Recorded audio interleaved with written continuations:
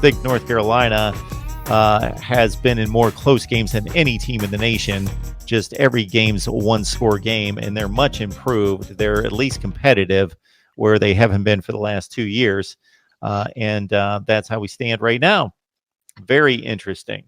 Very interesting. North Carolina's a year away, Mark. I think they're a year or two away from being like a real player in the Coastal. I think they were a lot closer this year to being in real Coastal contention than a lot of people expected them to be, even with the 1 point losses that they've had, or the single score games that they've been in that they've lost.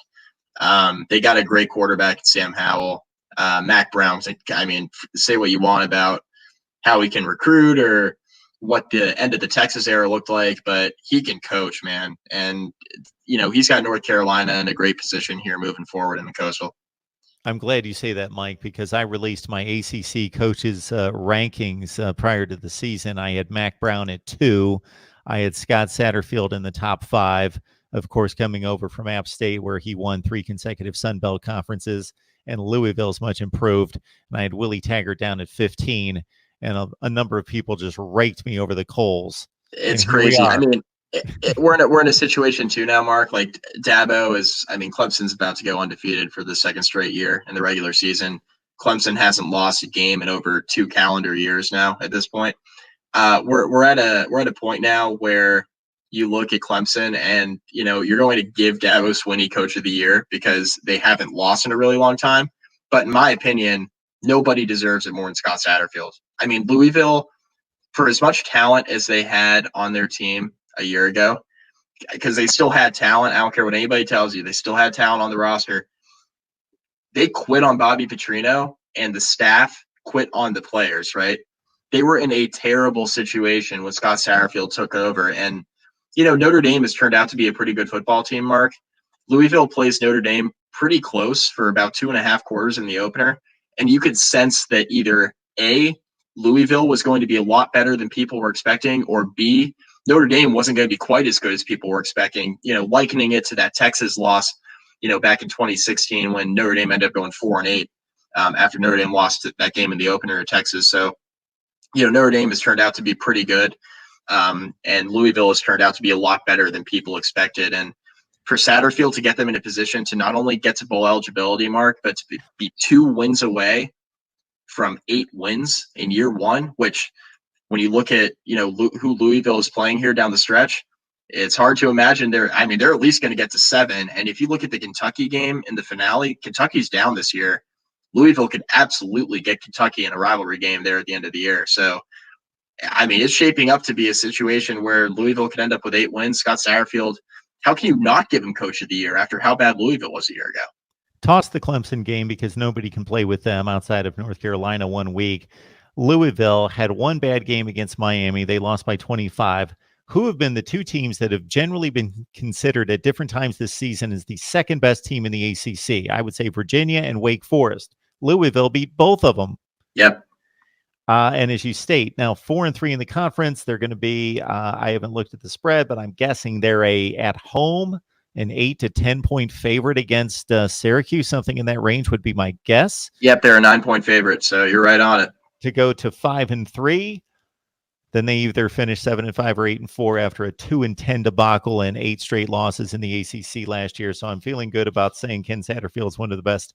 Scott Satterfield, one of the 5 best coaches in the ACC. And then, Mac Brown, the way North Carolina, forget the record, watch them play. It's not, they were losing to the East Carolinas of the world by 3 touchdowns a year ago, the last 2 years.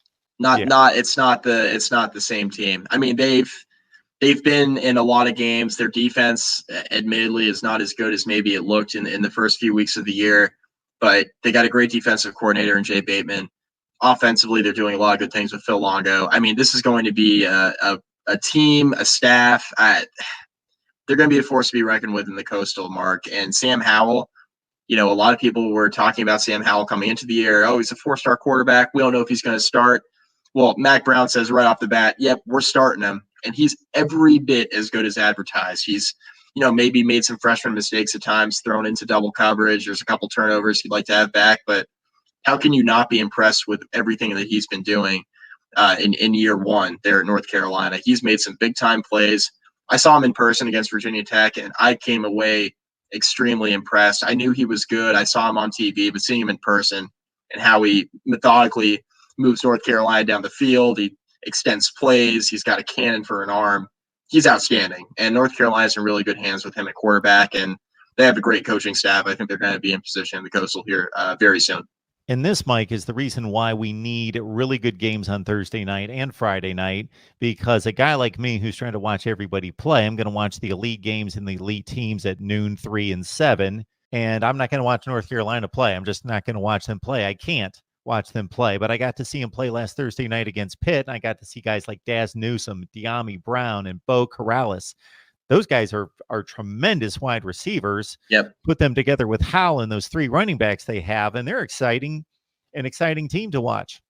Yeah, they got a ton of skill position players, Mark, and they're going to be in great position here because all those guys are young too. So they're going to be in an awesome spot. And we talked about at the time, but that Daz Newsome get for North Carolina, that's still, as a Virginia Tech alum, that still kills me, man. He could have been so good with Tech. His brother was a safety for Virginia Tech and a very good special teams player for the Hokies. And Virginia Tech was convinced they were going to get Daz Newsome, and he ended up flipping to North Carolina. And seeing how good he's become, it stings. That still stings every time they play against North Carolina to see how good of a player he is. And yeah, he's outstanding, and they got great skill position players to help complement Sam Howell, and that's really going to help them moving forward.